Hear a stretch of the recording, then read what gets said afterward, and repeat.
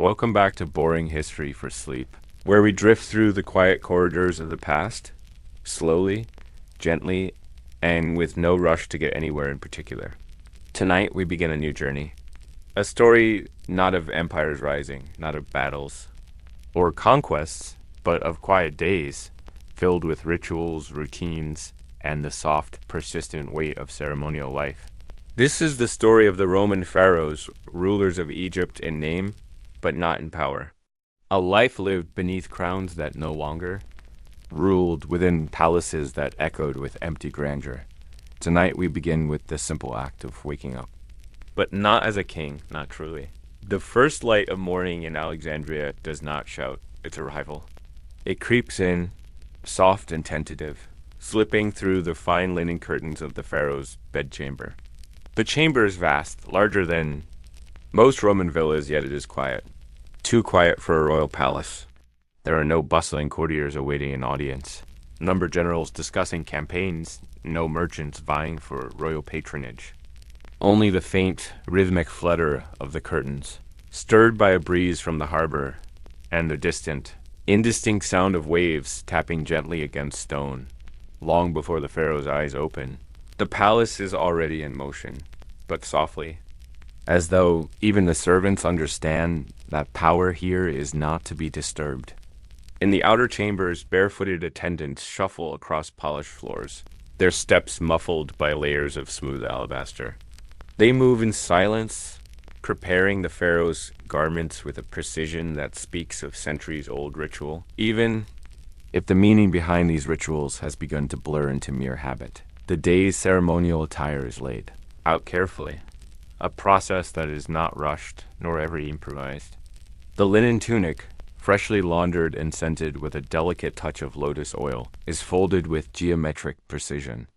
Over it will go the wide beaded collar, crafted with hundreds of tiny faience beads in shades of deep turquoise and sunlit gold. Its weight is both literal and symbolic. Once this was the regalia of a living god. Now it is a garment of expectation. A uniform of tradition more than of authority. As the pharaoh stirs, sitting upright on a bed carved from dark acacia wood. The air feels almost expectant, but not with urgency. There is no pressing matter of state awaiting his command. No emissary waits beyond the door, with news that could shift the balance of power. Instead, what awaits is a schedule meticulously designed by scribes and Roman overseers. A quiet, relentless sequence of ceremonies, approvals, and appearances, all meant to maintain the delicate illusion that Egypt still has a sovereign ruler. Pharaoh's first moments of wakefulness are filled not with grand thoughts of empire, but with the gentle, persistent tasks of preparation. Servants approach with bowls of cool water, their heads bowed low. The water is poured slowly, deliberately, over the pharaoh's hands, a daily act of purification that, like so much else in this life, is performed not out of necessity, but out of formality. The splashing of water echoes softly in the stillness of the chamber, a small ceremonial sound that will repeat in various forms throughout the entire day. Next comes the anointing with oils, a slow, almost meditative ritual where attendants apply thin layers of perfumed oil along the pharaoh's arms and shoulders. The scent is pleasant, a mixture of myrrh and cedarwood, but there is a subtle burden in the process. This is not a moment of relaxation. It is a preparation, a transformation of flesh into symbol. Every step from the oils to the intricate braiding of the pharaoh's hair is designed to present not a man, but an ideal, a living emblem of Egypt's ancient divinity. Even if the Roman governor's shadow looms large behind it all, before the pharaoh even utters a word, the day's agenda has already been decided elsewhere. On a cedarwood table near the far wall, scrolls are unrolled, lists of appearances, approvals, and ceremonial duties, each meticulously transcribed by scribes who understand that the pharaoh's signature is now more of a ceremonial stamp than an instrument of policy. The reed pens, freshly cut, are already dipped in ink. The ink is dark and rich, prepared with soot and gum arabic, but its purpose is no longer to draft decrees of statecraft. Instead, it will be used to sign off on shipments of grain, to approve tax scrolls, and to mark ceremonial endorsements, all decisions predetermined by Rana. Administrators who will later double-check every seal dot as the pharaoh rises and is dressed. The palace remains hushed, save for the faint rustling of fabric and the occasional clink of jewelry being fastened. The air is heavy with the scent of incense, a lingering aroma that drifts lazily through the colonnades. It is meant to sanctify the space, to elevate these moments into something divine. Yet the pharaoh knows, as do the servants and likely, the Roman officials stationed discreetly at these rituals are but a careful performance. They are not for governance. They are for appearances. Outside, in the sprawling courtyards, the palace's decorative fountains trickle quietly. Once, these spaces would have been live with courtiers, generals, and visiting dignitaries, their conversations shaping the fates of cities. Now, they are pathways of transition, routes from one ceremonial chamber to another. As the pharaoh moves through these empty, echoing halls, there is a sense of walking not in a palace, but in a museum of power that no longer exists. The first meeting of the day is not a council of war or a gathering of advisors, but a formal review of scrolls detailing grain shipments. Scribes wait patiently in the adjoining chamber, their stylus is poised, not for creative counsel, but for the mechanical recording of approvals. The pharaoh's role here is to listen, to nod in solemn understanding as figures are recited in droning, methodical tones. Every shipment of grain to Rome is accounted for, every tax adjustment explained, though the decision behind them have already been made in the governor's quarters. It is a strange, quiet frustration to sit upon a throne and yet feel like a guest within your own kingdom. To wear the symbols of a god king, while Roman officials ensure that no real authority slips into your hands. Yet this is the daily rhythm of life for a Roman pharaoh. A life defined not by command, but by a quiet, persistent routine that demands presence, but offers little influence. The ceremonial headdress is placed carefully upon the pharaoh's brow. It is heavy, lined with intricate gold filigree, designed to catch the light and impress upon any viewer the image of divine rule. But beneath its weight, the pharaoh feels not the confidence of sovereignty, but the quiet endurance of duty. It will be worn for hours today, through processions and meetings where gestures matter more than words, and where every step is shadowed by Roman oversight. And yet, within this carefully choreographed existence, there is a strange tranquility. There is no chaos, no uncertainty. Each day unfolds with the precision of a scroll unrolling. Every task, every gesture, every word already written dot as the pharaoh exits his chambers, flanked by silent attendants. The palace awakens not with a roar, but with a sigh. The day has begun, not with declarations of power, but with the soft, continuous rhythm of ceremony.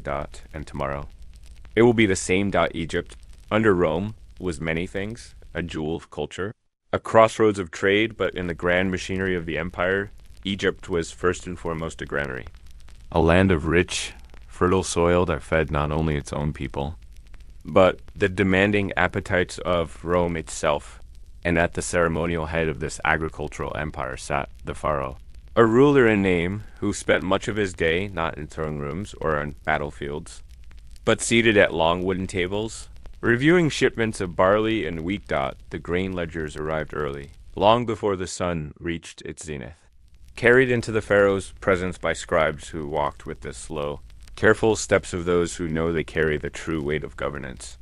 These were not grand officials in flowing robes, but modest, ink-stained bureaucrats whose entire world was organized into columns and rows of numbers. They did not look to the pharaoh for decisions, not really. The scrolls they presented had already been scrutinized, verified, and approved by Roman accountants. But the pharaoh's signature, his royal seal, was still required to complete the process. And so, day after day, hour after hour, the pharaoh sat and listened as the figures were read aloud. Slowly, methodically, the numbers echoed through. The high-vaulted hall, bouncing gently off stone walls lined with faded murals of harvests past. There was no drama in these readings. No urgent matters of statcraft, no debates, just the drone of quantities and locations. 7,000 bushels from the Fayum region, 3,000 from Hermopolis. Adjustments noted due to flooding near Canopus. Each figure was recited with reverence, as though every bushel of grain was a ceremonial offering. But beneath the calm repetition lay a simple, relentless truth. Egypt's grain was not Egypt's to keep. The Roman Empire demanded its share, and that share was vast. Alexandria's great granaries, once a source of local pride, were now meticulously managed by Ramang overseers who ensured that shipments left the harbor in regular convoys, bound for Rome's insatiable markets and garrisons. The pharaoh's task was not to decide how much grain would go to Rome. That had been decided elsewhere. His role was to perform the ancient, dignified act of ceremonial nod to a process that no longer listened to his command. The pharaoh's hand moved with quiet precision, dipping the reed pen into a small dish of ink, then pressing a seal onto each scroll. A seal bore the royal cartouche, a symbol of divine kingship. But the action felt more like the stamping of an office clerk than the decree of a sovereign. One after another, the scrolls piled up, their contents already decided, their outcomes already in motion. The room, filled with the soft scratching of styluses on papyrus, became a chamber of monotony. But it was a monotony that carried the quiet weight of an entire empire's expectations. Every now and then, a scribe would pause, offering a deferential bow before clarifying some minor discrepancy. A missed count of a small village granary. A correction to a date miswritten on earlier scroll. These moments offered a faint illusion of participation, a brief flicker where the pharaoh might seem to deliberate. Yet, even here, the boundaries were clear. The Roman administrators had already calculated allowances for floods, droughts, and shortages. The pharaoh's role was to nod, to listen, and then to confirm what had been arranged in the back rooms. Of Roman offices as the hours unfolded, the weight of paperwork seemed to thicken the air itself. The sun's light shifted gradually, spilling across the stone floors, illuminating the faint dust that danced lazily in the beams. But the work continued slow and steady, like the Nile's eternal flow. Outside, the city of Alexandria hummed softly. Merchants and citizens moving through their daily routines, unaware that within the grand palace walls, their supposed ruler was engaged in a task as tedious as any humble clerk. The grain bureaucracy was a machine vast and relentless, and though the pharaoh sat at its symbolic center, he was more a cog than a master. There was something almost meditative in this endless cycle of reading, nodding, sealing, and approving. Like a ritual that had lost its heart yet continued to beat out of sheer habit. The grain shipments would move, the taxes would be collected, and the pharaoh's seal would grace every scroll, even if his thoughts wandered far from the numbers being read, dot by midday. The routine was punctuated by a short ceremonial meal. Not a banquet, not a feast, just a formal repast prepared by palace servants who understood the rhythm of bureaucracy. Flatbread, dates, a bowl of lentils, and a goblet of watered wine. The meal was consumed in near silence, surrounded by the ever-watchful presence of scribes, who, even in these brief pauses, organized the next batch of ledgers for the pharaoh's attention. The meal offered no respite from the ceremonial weight of duty. Even in these moments of sustenance, the pharaoh remained a symbol, a figure whose movements were observed, documented, and gently guided by the silent machinery of Roman oversight. A faint breeze stirred the papyrus scrolls stacked neatly on the table, their edges fluttering softly, like the wings of moths caught in a sunbeam. It was a delicate reminder that the work was never truly done. There were always more scrolls to review, more signatures to apply, more rituals to perform in the afternoon. The process resumed with a quiet, relentless determination. This time, the focus shifted to tax scrolls, endless columns of names, payments, and land assessments. These scrolls told the story of Egypt not as a land of myths and monuments, but as a finely tuned system of economic extraction. Every farmer, every estate, every small village was accounted for, their contributions meticulously noted. It was a web of numbers that connected the farthest reaches of the Nile to the heart of Rome's economy. And yet, for all the precision, for all the ceremonial weight attached to the pharaoh's approval, the true power of taxation rested firmly in Roman hands. Roman agents conducted the assessments.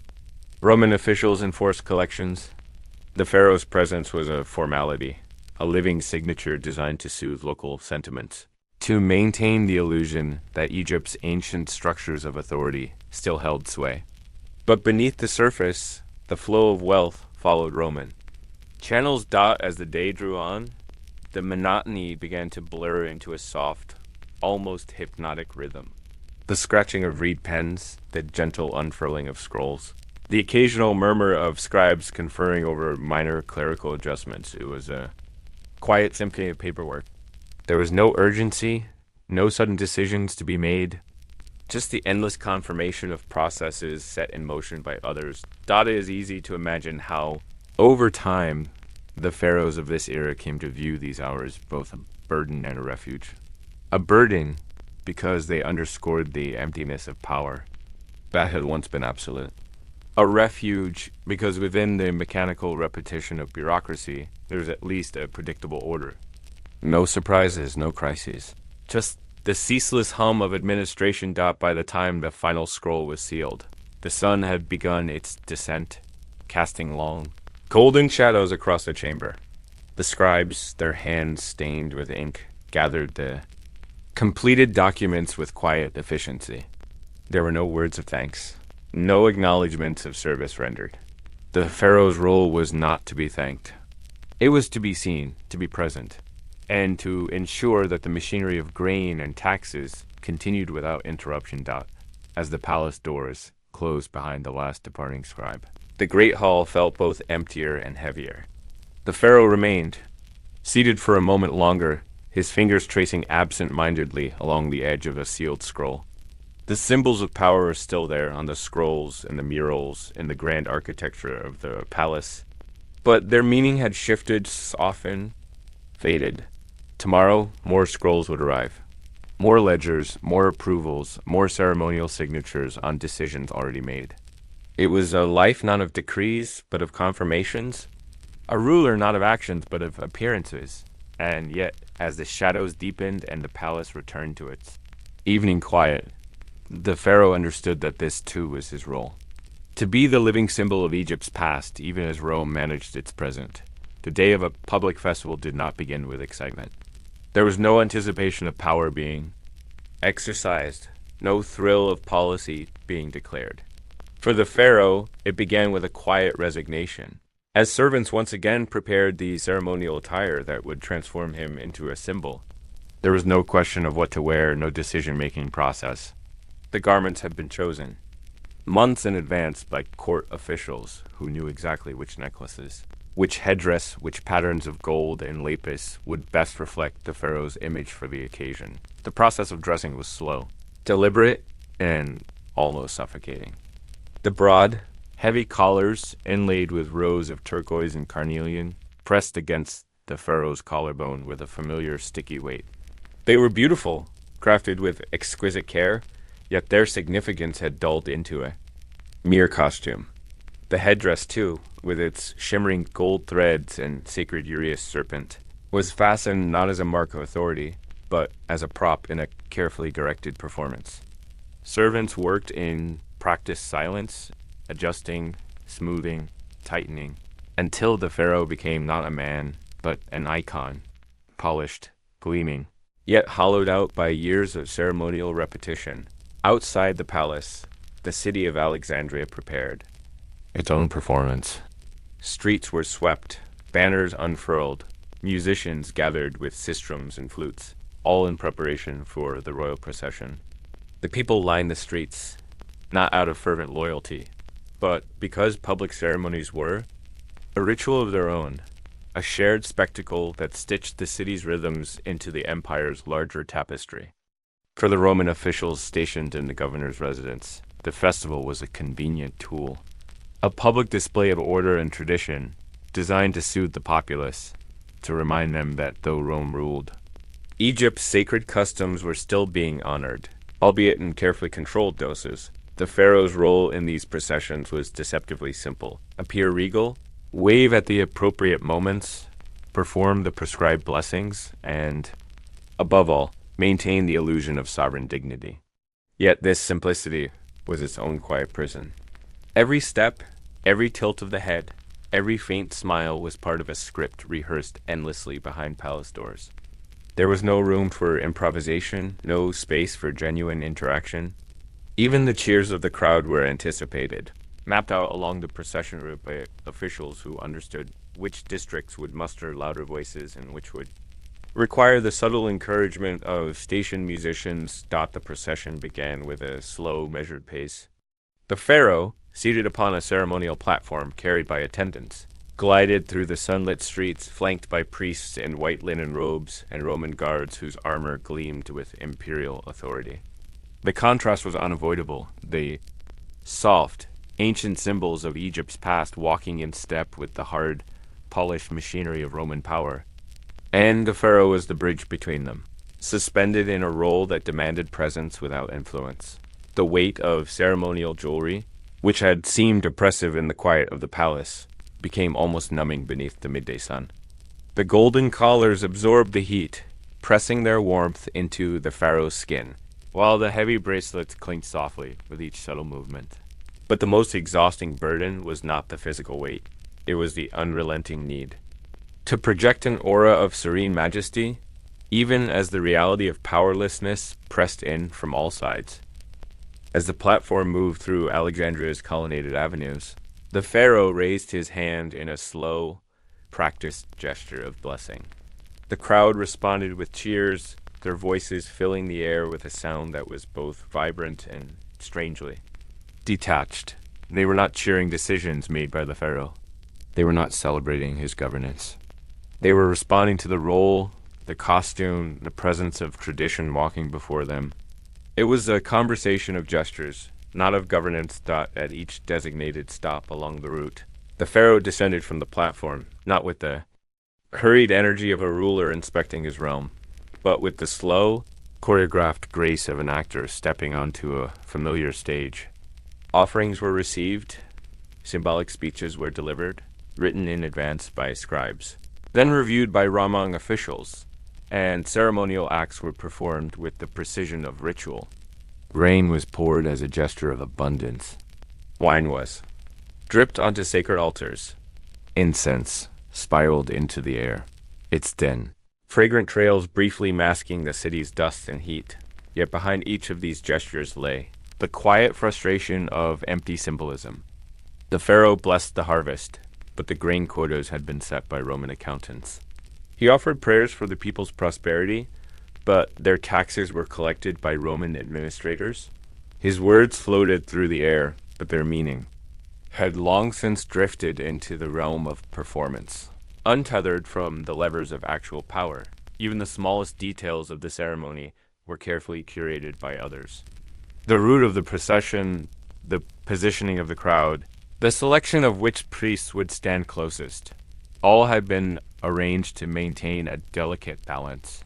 The pharaoh was to be seen, admired, revered, but not heard in matters of governance. The Romans had no interest in reviving the independent voice of an Egyptian monarch. The public ceremonies were a mask, and the pharaoh wore it with a mixture of dignity and quiet resignation as the procession wound its way toward the grand temple. The rhythm of the day became a slow, meditative march. Musicians played the same repetitive melodies on sistrums and flutes, their notes weaving through the air in hypnotic loops. Dancers moved in synchronized patterns, their steps echoing ancient rituals whose meanings had been softened into tradition. The crowd watched with polite attentiveness, their cheers rising on cue, their reverence shaped by centuries of habit. Inside the temple, the pharaoh's role shifted from public spectacle to sacred symbol. The grand halls, lined with towering columns painted in hues of ochre and indigo, resonated with the deep, steady chants of priests. Here, within the shadowed sanctuaries, the pharaoh enacted the role of divine intermediary. offering prayers, lighting ceremonial flames, and standing in solemn silence as blessings were invoked upon him. But even within these sacred walls, the boundaries were clear. The priests knew, as did the Roman officials discreetly observing from the temple's periphery, that the pharaoh's words were echoes, not commands, the soft splashing of water accompanied. Each purification rite, bowls of scented water were poured gently over the pharaoh's hands, over his feet, cleansing him not of earthly burdens, but of the lingering pretense that he held real authority. Each drop was a symbolic washing away of responsibility, leaving only the polished surface of ritual dot as the ceremonies drew toward their end. The pharaoh felt the familiar fatigue settle upon his shoulders, not the weariness of a ruler burdened by the weight of leadership, but the quiet exhaustion of an actor at the final scene of a long performance.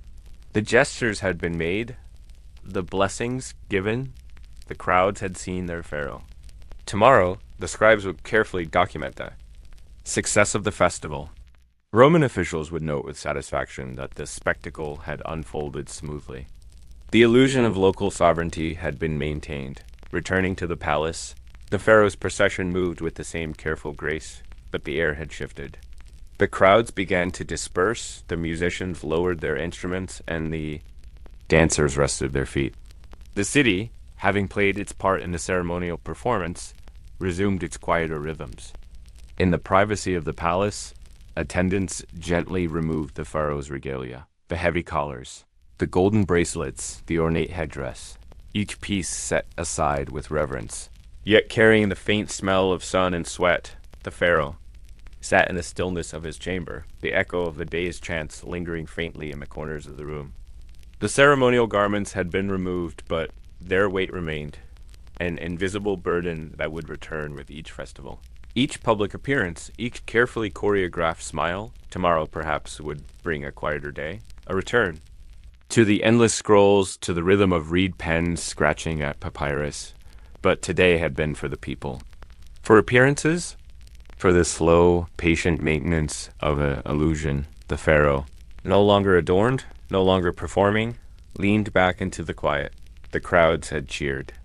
The ceremonies had unfolded. And yet nothing had truly changed. The palace, for all its towering columns and gilded mosaics, often felt like a stage set after the actors had gone. The grand halls, lined with intricate frescoes of Egypt's ancient victories, stood eerily silent in the morning, as if waiting for a ruler who would never truly arrive. The pharaoh, dressed in carefully arranged layers of linen and adorned with the subtle gleam of ceremonial jewelry, would walk these echoing corridors with a familiarity that was not comfort. He knew each curve of the stone, each mosaic's pattern, underfoot, but he also knew that the real weight of decisions, the gravity of authority, lay far beyond these walls. Thought it was in the governor's residence. Across the city, where the pulse of governance truly beat, there, in rooms less ornate, but infinitely more powerful, Roman officials pored over documents, consulted with imperial envoys, and drafted decrees that would shape the lives of Egypt's people. The pharaoh, despite his title, was rarely invited into these spaces. When he was, it was not as a ruler among equals, but as a ceremonial figurehead, a living emblem of tradition, summoned when his presence served a purpose, on days marked for official audiences, the pharaoh's departure. From the palace was a quiet affair, no processions, no crowds lining the streets. A modest litter, accompanied by a few discreet attendants, carried him through Alexandria's bustling avenues, where merchants haggled over amphorae of grain and sailors loaded goods onto ships bound. For Rome, the city had its own rhythm, indifferent to the pharaoh's passing. The people bowed, but not out of reverence, rather from a habitual politeness, a nod to a symbol they knew had little bearing on their daily lives. The Roman governor's residence was a structure of clean lines and practical spaces, unlike the pharaoh's palace, where every surface was adorned with symbols of divine authority. The governor's quarters exuded a different kind of power, one that did not need to be declared with gold or lapis. Here, authority was expressed in the murmur of scribes consulting tablets, in the deliberate pace of guards stationed not for show, but for control. It was a building designed for the efficient management of a province, not for the projection. Of ancient myths, when the pharaoh entered these chambers, the atmosphere shifted, but only slightly. Courtiers and officials would rise, not in deference to his power, but as a gesture of respect to the tradition he represented. They addressed him with the appropriate titles, spoke in the polished phrases of diplomacy, but their eyes flickered constantly toward the governor. It was an unspoken choreography, a delicate balance of acknowledging the pharaoh's presence while keeping the true flow of authority firmly in Roman hands. Meetings in the governor's audience hall were rarely confrontational. There was no need for sharp words or visible dismissals. The power dynamics were understood so deeply, so silently, that even the mildest disagreements were coated in layers of formal civility.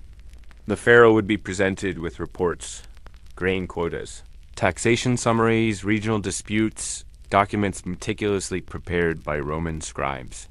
His role was to listen, perhaps to offer a nod of approval, sometimes a carefully worded blessing that would be recorded for ceremonial purposes. But the decisions had already been made. The governor, often a man of stern bearing and practiced patience, would guide the meeting with a calm authority. His words were measured, his tone respectful, but beneath the layers of formality was a quiet reminder. Rome's interests came first. Egypt, with all its history and splendor, was a province.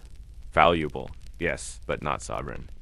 The pharaoh, seated amidst the Roman officials, understood this with a clarity sharpened by years of ritualistic irrelevance. There were moments, fleeting and subtle, when the pharaoh would attempt to interject, a suggestion regarding the distribution of grain during a lean harvest, or a gentle request for leniency in local disputes. These suggestions were met with polite acknowledgments, followed by a return to the agenda at hand. It was not overt dismissal.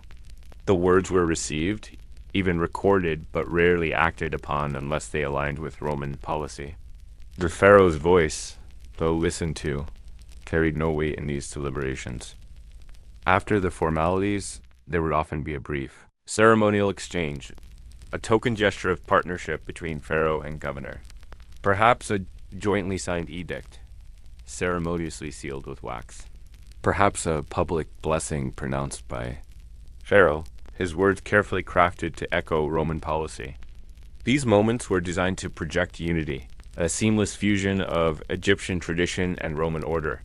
Yet, for those attuned to the nuances, it was clear who held the pen and who merely held the seal. The walk back to the palace was always quieter. There was no crowd to greet the pharaoh, no fanfare to mark his return. The city, ever pragmatic, continued its rhythm. The pharaoh would look upon the bustling harbor, the merchants tallying their goods, the ships unloading amphorae under the watchful eyes of Roman customs officers. All of it a vivid reminder that the flow of power, economic, political, even cultural, was orchestrated from elsewhere. His own palace, with its grand murals of divine victories, stood as a beautiful shell, a relic sustained more by memory than by relevance. Within the palace, attendants would greet the pharaoh with bows and murmured titles. The formalities resumed as if nothing had transpired. And in a sense, nothing had. The audience with the governor had been a pageant of bureaucracy, a performance of civility where decisions were affirmed, not debated. The pharaoh would retreat into his private chambers, perhaps to a quiet meal, perhaps to the company of scribes, preparing the next round of ceremonial proclamations. There was no anger in this routine, no outward frustration. The pharaoh had long since learned that his life was a vessel for appearances, a continuity of tradition that, while stripped of direct power, still served a purpose. His presence provided a familiar face for the people, a bridge to a past that, though distant, remained deeply woven into Egypt's identity. But beneath that acceptance, there lingered the quiet shadow of futility, the knowledge that in every council, every audience, his voice was more echo than command. In the evenings, when the palace halls grew still and the last of the day's scribes packed away their tablets, the pharaoh would walk the colonnades, alone but observed. Guards were stationed discreetly, their presence subtle yet constant. Even within his own residence, true privacy was a fragile illusion. The Romans trusted the pharaoh as a symbol, but not as an independent actor. His movements were noted, his visitors monitored, not through overt surveillance, but through a network of quiet reports and ever-present eyes. From the palace's upper terraces, the pharaoh could see the city spread out beneath him, the glowing lanterns of Alexandria's homes, the flicker of torches near the harbor, the governor's residence illuminated with a steadier, colder light. It was a city alive with its own concerns, its own pulse. And yet, in this vast, intricate web, the pharaoh's thread was delicate, ornamental, a continuation of a pattern whose original weavers had long since departed as night settled. The palace resumed its quiet hum. Servants prepared the pharaoh's quarters. Priests murmured evening prayers in side chapels, and the scribes began drafting the records of the day, a day where the pharaoh had been present, had spoken, had fulfilled his ceremonial duties. The ink dried on documents that would soon be archived, their contents shaped not by the pharaoh's will, but by the hands of Roman governance in the soft stillness of his chamber. The pharaoh could feel the weight of that day's silence, a silence not of peace, but of subdued relevance. He was a king in title, a god in ritual, but in practice, a guest within his own realm, a guest who had learned to walk carefully within the shadow of another's power. Each morning, as the first sliver of sunlight crept across the palace's colonnades, the pharaoh's day began not with governance, but with ritual. Before any scroll was read, before any audience with officials, there was the unchanging sequence of religious duties, ceremonies that had been performed by pharaohs for millennia, and which now, even in the age of Roman prefects and governors, could not be abandoned. Religion in Egypt was not a separate sphere of life. It was life itself, woven into every corner of daily existence. And for the pharaoh, trapped in a role more ceremonial than sovereign, these rituals were no longer acts of power, but of obligation. The temple precincts loomed large in the pharaoh's daily schedule. After the morning ablutions, a precise, rhythmic washing performed with water poured from alabaster jugs. The pharaoh would be led, accompanied by high priests and a retinue of scribes, to the sacred spaces of Egypt's ancient gods. The rituals were meticulous, unhurried, yet suffocating in their repetition. Each step, each offering, each incantation followed a script that allowed no deviation. The pharaoh, clad in his ceremonial robes, was not an active participant in these rituals so much as a vessel through which tradition moved. Walking through temple corridors, the air was heavy with incense, a cloying, sweet mixture of myrrh, and frankincense that clung to the folds of lidded robes. The columns, carved with hieroglyphs recounting the deeds of long-dead rulers, cast long shadows that shifted slowly as the sun climbed. The pharaoh's footsteps echoed softly on the stone floors, but these echoes were always joined by the whispers of priests, their voices intoning prayers that had been spoken, unchanged, for generations. The gods demanded continuity, and the pharaoh's presence, even if devoid of real power, was essential to maintain that sacred illusion. The morning offerings were a slow, deliberate choreography. Bowls of milk, platters of bread, honeycombs, glistening with syrup. Each item was presented in a sequence known by heart to the temple attendants. The pharaoh's role was to lift a hand, to murmur the prescribed blessings, to stand as the link between the mortal world and the divine. It was a role that once had embodied absolute authority, but now felt more like a performance in a theater where the audience had already moved on. The Roman governor would never step into these rituals. The priests would never question their necessity. Yet the pharaoh himself often felt like an actor trapped in a play, whose ending had been decided long ago. Purification rituals were especially tedious, several times a week, sometimes daily during festival seasons. The pharaoh underwent elaborate cleansing ceremonies. Water poured over him from ceremonial vessels, oils anointed upon his forehead, and strands of perfumed papyrus brushed gently across his skin to symbolically wipe away impurity. These rituals could last for hours. The soft splashing of water, the delicate rustling of papyrus reeds, the murmured chants of purification, all blended into a steady rhythm, soothing in its monotony but relentless in its persistence. There was no escape from these rituals. Even on days when Roman officials summoned the pharaoh for public ceremonies or bureaucratic duties, the temple rites had to be observed first. They were a duty older than Rome itself, and in the eyes of the Egyptian populace, they were essential. The pharaoh might not wield political power anymore, but as the intermediary with the gods, his presence was still expected, his movements scrutinized for any sign of failing tradition.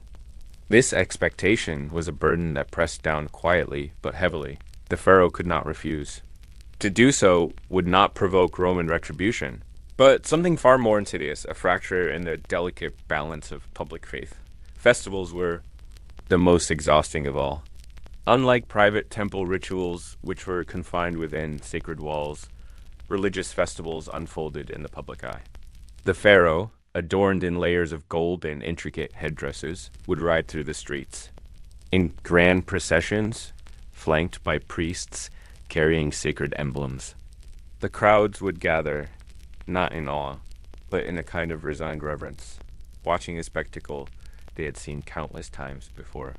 The pharaoh's smile, practiced and hollow, would flicker beneath the weight of ceremonial crowns. His gestures, timed to the rhythm of temple chants echoing from brass instruments, yet even these grand spectacles were tightly controlled. Roman officials, stationed discreetly at the fringes of processions, ensured that nothing veered beyond the approved script. Any deviation, any attempt to infuse personal authority into the performance was gently but firmly corrected. The pharaoh could wave, could bless, could stand atop ceremonial platforms as crowds cheered, but never could he allow these rituals to become acts of political assertion. They were displays carefully orchestrated to maintain cultural continuity, while ensuring Roman supremacy remained unchallenged. The temple scribes were, perhaps, the most constant presence in the pharaoh's life. These men, draped in simple linen, wielded more practical influence than their modest appearance suggested. They maintained the ritual calendars, kept records of offerings, and ensured that every festival, every ceremony followed the ancient protocols. Their scrolls were filled not with laws or edicts of statecraft, but with intricate sequences of religious duties, a bureaucracy of the sacred, in which the pharaoh's life was meticulously scheduled. They would approach him with quiet deference, presenting scrolls to be recited, prayers to be memorized, symbols to be traced with ceremonial tools. The pharaoh, often longing for a moment of unscripted thought, found himself immersed in an ocean of ink and papyrus, where every day was defined by rituals that blurred one into the next. There were no councils where the pharaoh could voice dissent, no chambers where he could reshape these traditions. The politics of religion in Roman Egypt were not enforced by decree, but by expectation. The temples, though respected by Roman administration, functioned as self-sustaining systems of tradition, resistant to change, anchored in the collective memory of a people who measured legitimacy not by political edicts, but by sacred observance. The pharaoh's compliance was not just expected, it was demanded by the very structure of society's spiritual identity. In the late afternoons. After hours spent beneath the towering pylons of temple complexes, the pharaoh would retreat, briefly to his palace, but even there, the remnants of ritual followed. Priests would arrive to conduct private blessings. Sacred relics would be brought for inspection, and the preparation for the next day's ceremonies would begin before the current day's dust had settled. The pharaoh's life was a loop of sacred observances, a gilded cycle where personal desire was always secondary to ceremonial duty. The burden was not one of visible oppression, but of quiet, inescapable obligation. There were no chains, no walls, no overt declarations of subjugation. Instead, there was the soft rustle of priests' sandals on stone floors, the subtle presence of scrolls detailing the next sequence of prayers, the ever-present hum of expectation that settled into the pharaoh's bones. It was a life defined not by what he could do, but by what he must continue doing. A continuity of tradition that offered no respite. No avenue for retreat. As dusk approached, the pharaoh would stand once more in the temple's inner sanctum, facing the gold-gilded statues of gods whose gaze, though unblinking, seemed indifferent to his weariness. The final offerings of the day were made in hushed tones, as the last rays of sunlight filtered through narrow slits high in the temple walls. The pharaoh, lifting a carefully prepared vessel of incense, would recite the prescribed invocations, his voice merging with the chants of the priests, the syllables flowing smoothly from memory, yet hollow in their repetition. When the temple gates finally closed for the night, and the last of the ceremonial duties was complete, the pharaoh returned to his chambers, not in triumph, but in quiet resignation. The day had passed, as it always did, a sequence of rituals performed flawlessly, yet yielding nothing beyond the preservation of appearance. He would rest, knowing that with the next dawn, the same cycle would begin anew. The politics of religion, more than Roman governors or bureaucratic ledgers, was the true cage, a web of sacred expectations from which there was no exit. And so, beneath the soft glow of oil lamps flickering against palace walls, the pharaoh would close his eyes, surrounded by the silence of a temple not yet stirring, yet already waiting for him to step back into the ever-turning wheel of rituals he could never escape. The ceremonial regalia of a pharaoh was breathtaking. Gold collars gleamed in the sunlight, their intricate patterns crafted to reflect the divine splendor of the gods. The headdresses, adorned with symbols of royal authority, the cobra of Wajet, the vulture of Nekbet, were heavy with both weight and meaning. From a distance, the pharaoh appeared as a living deity, a perfect image of power enshrined in shimmering metal and rich fabrics. Yet, beneath these layers, beneath the polished surface of tradition, was a man breathing quietly, feeling every ounce of ceremonial grandeur pressed down upon his body like an unrelenting cage. Each morning, before even the first audience with priests or scribes, the pharaoh's dressing ritual began. It was not a swift or simple affair. Servants, trained in the art of ceremonial attire, moved in hushed, precise motions, layering fine linen tunics, securing ornate belts embroidered with sacred motifs and fastening gold necklaces that sat snugly against the skin. The collars, known as Wessex, were masterpieces of craftsmanship, hundreds of small gold segments linked together, their surface cool to the touch but quickly warming as they pressed against the pharaoh's collarbone. They were beautiful, undeniably so, but their beauty was a burden, felt with every breath. The headdress, a towering symbol of authority, was the final touch. Some days it was the nenas, striped cloth with its familiar lappets framing the face, adorned with a golden uraeus, the rearing cobra. Other days, for festivals or grand processions, it was the shunt, the double crown combining Upper and Lower Egypt's sovereignty. These crowns were not light. They were not designed for comfort. They were designed to be seen, to project an image, and the pharaoh bore their weight in silence. The moment the crown settled on his head, he ceased to be a man and became a symbol. Or at least he was expected to. The palace corridors were cool in the early morning, but the Egyptian sun spared no mercy as the pharaoh stepped into the open courtyards. The gold glinted brilliantly, catching every ray of sunlight, reflecting it back in dazzling flashes. The heat beneath these layers built slowly, insidiously, until it became a constant companion, a thin film of sweat beneath golden collars. The suffocating warmth beneath layered fabrics and ornate accessories. There were no allowances for discomfort. The pharaoh was the living embodiment of Ma'at, of cosmic order, and the divine did not sweat. Yet, as the hours passed, as the processions wound their way through temple complexes and palace halls, the regalia's weight became a quiet, physical reminder of how much had changed. In the time of the great pharaohs, these symbols had been extensions of their power. Now they were props, essential for ceremony, but hollow in function. The pharaoh could feel this hollowness in the stiffness of his neck beneath the weight. Of a golden diadem, in the aching muscles of his shoulders, where wide ceremonial collars rested for hours. In the silent endurance as he stood motionless during endless prayers, knowing that his presence was required. Yet his thoughts were irrelevant. Public appearances were the most exhausting. Standing atop processional platforms, the Pharaoh would wave with a rehearsed grace, his arms adorned with heavy bracelets that constricted with every movement. The crowds below cheered, a polite, almost perfunctory sound, while Roman officials observed from shaded balconies, their expressions polite but detached. The Pharaoh's gestures, his blessings, his carefully timed nods, were part of a performance where the script had been written centuries ago.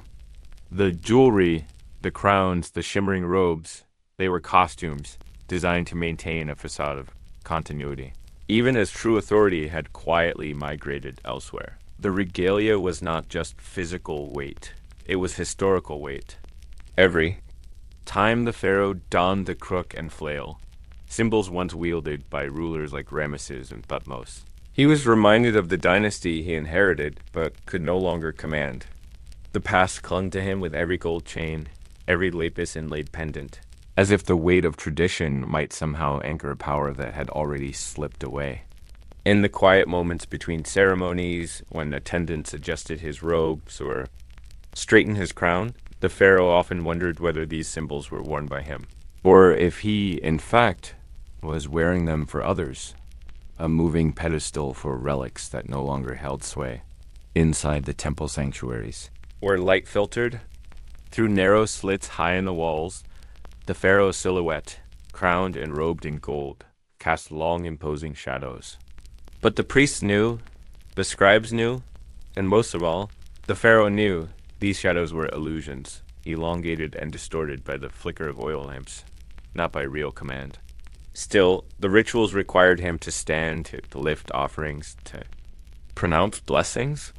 His fingers, adorned with rings, traced sacred symbols on the air, a choreography of gestures that had been preserved long after their originators had ceased to rule. The gold mask, figurative yet suffocatingly real, ensured that he could not step outside of these motions, even if the meaning behind them had faded, even within the private chambers of the palace, where attendants dared not intrude without summons. The Pharaoh's regalia loomed large. Ornate stands held crowns in careful arrangement. Golden collars were laid out upon polished cedar tables, and scepters gleamed beneath protective cloths.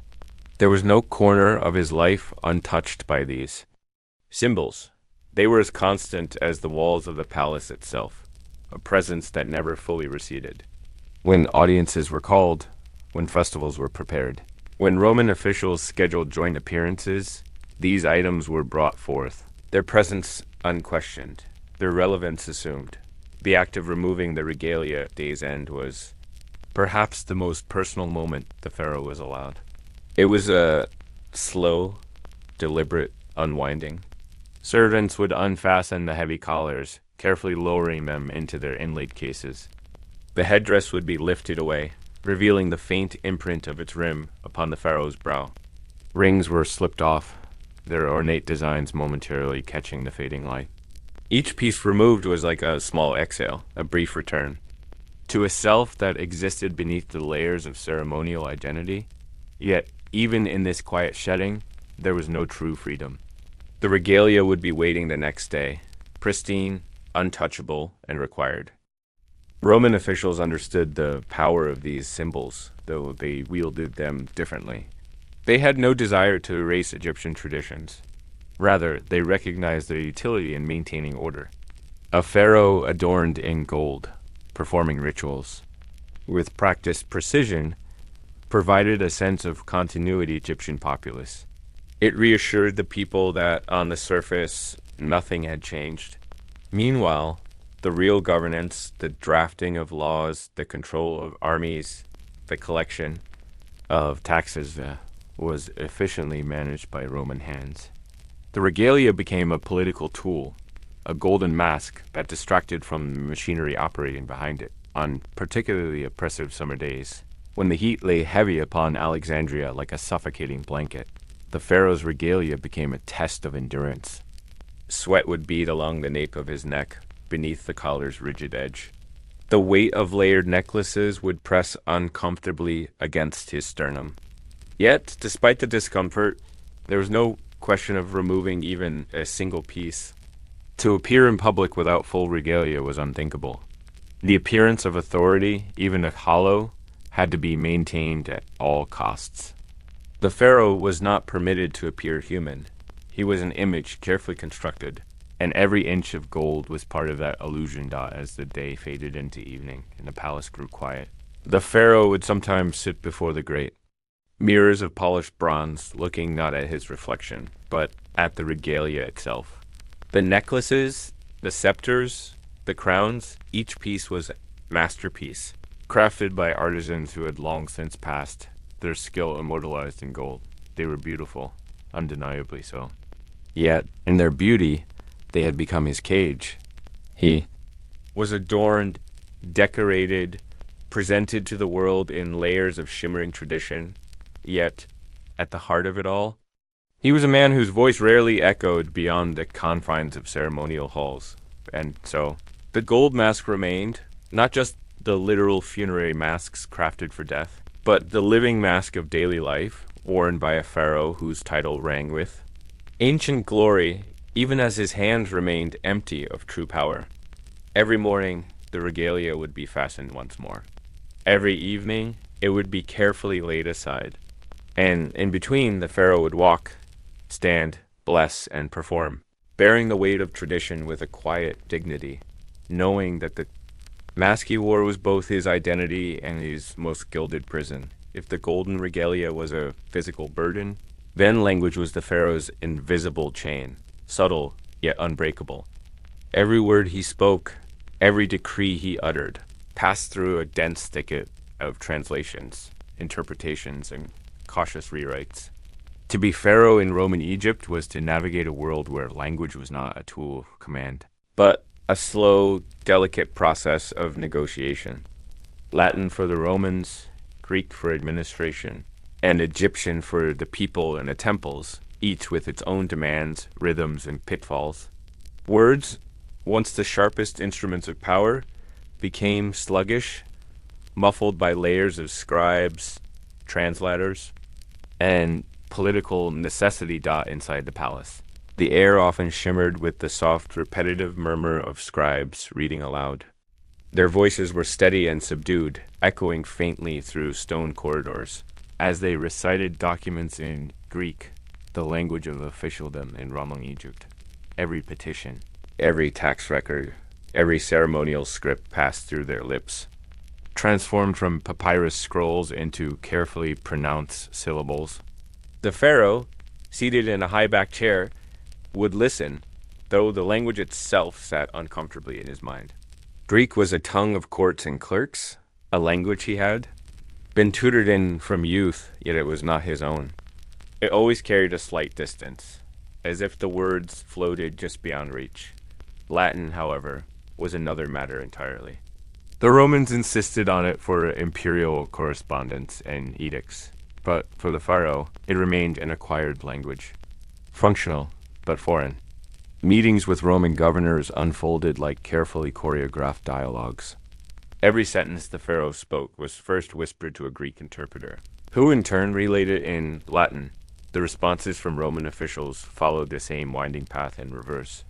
Conversations became elongated, stretched thin across translations, until what might have been a simple exchange of ideas turned into a sluggish procession of words, pausing at every step for accuracy and political caution.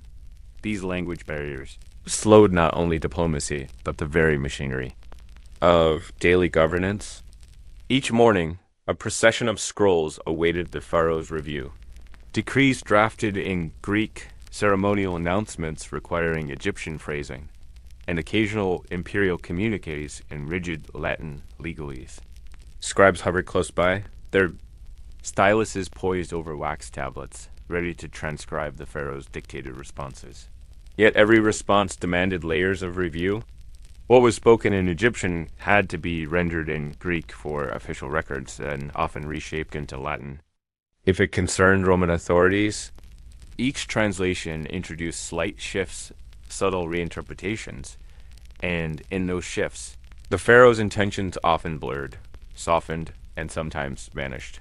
Within the temple precincts, Egyptians still reigned supreme, though even here, it had fractured into layers. The ancient tongue of hieroglyphs persisted on walls and in sacred inscriptions.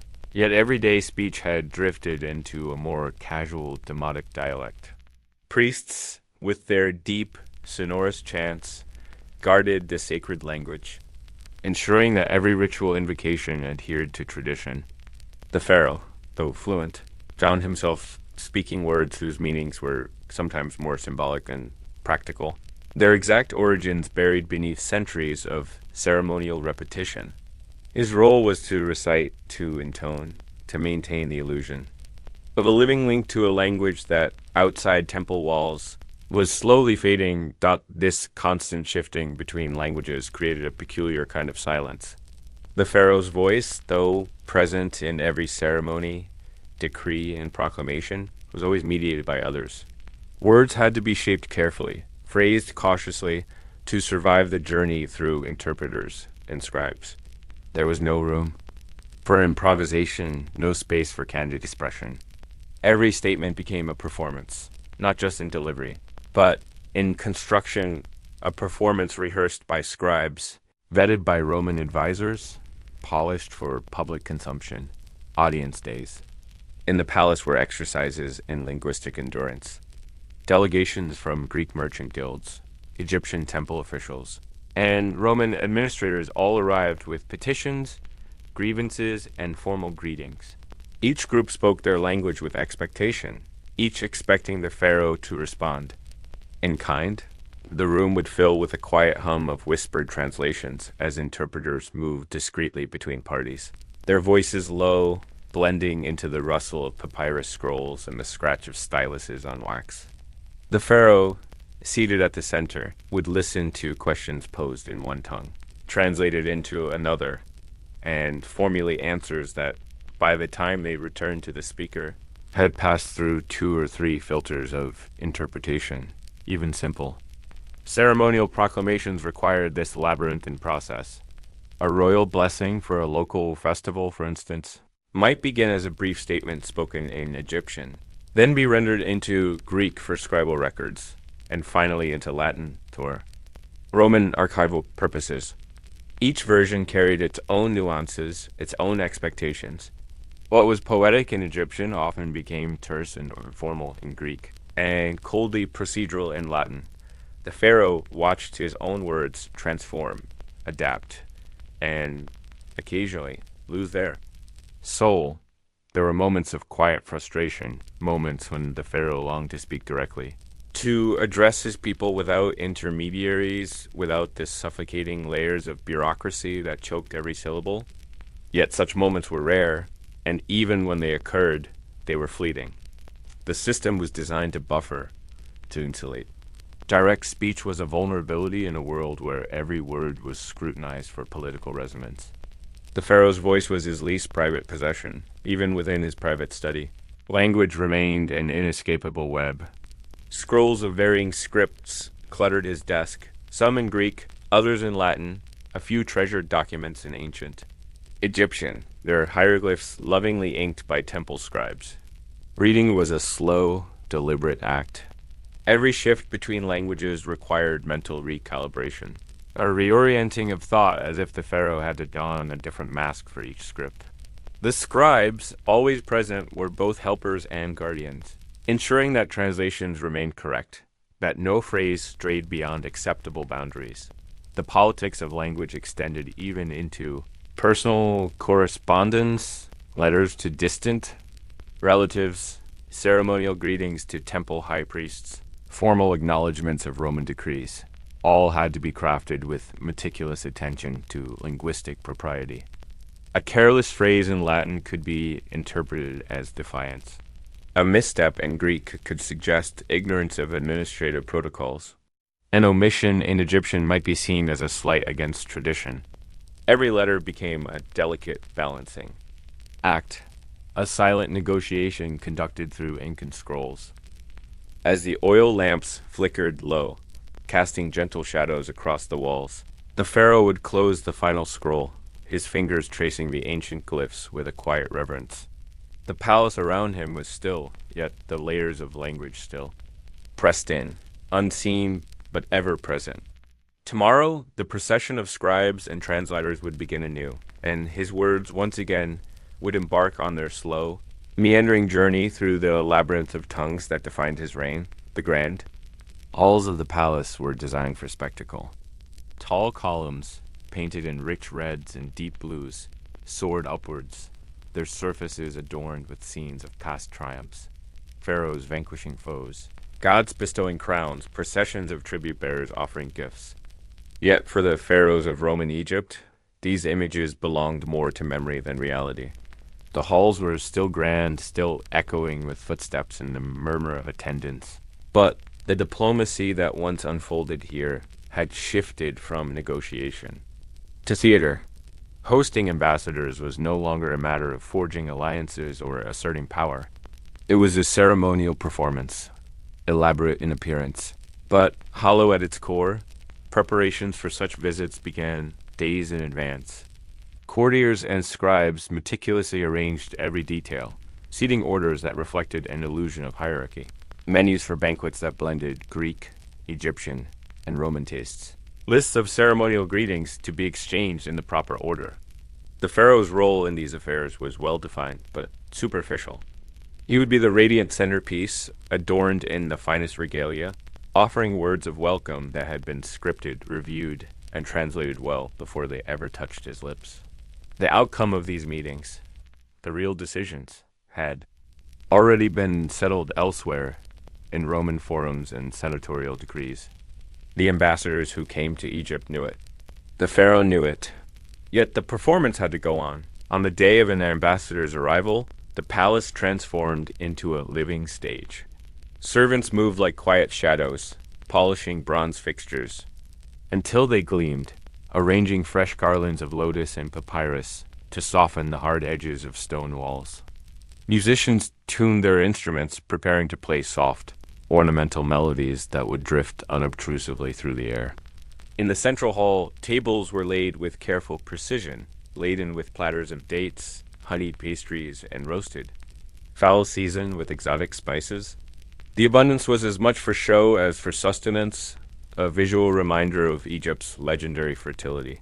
Though everyone present knew the finest grain was destined for Roman ships, not these tables. The pharaoh's procession into the hall was a ceremony in itself. Flanked by priests and scribes, his path was slow and deliberate, each step measured to allow his golden regalia to catch the light just so.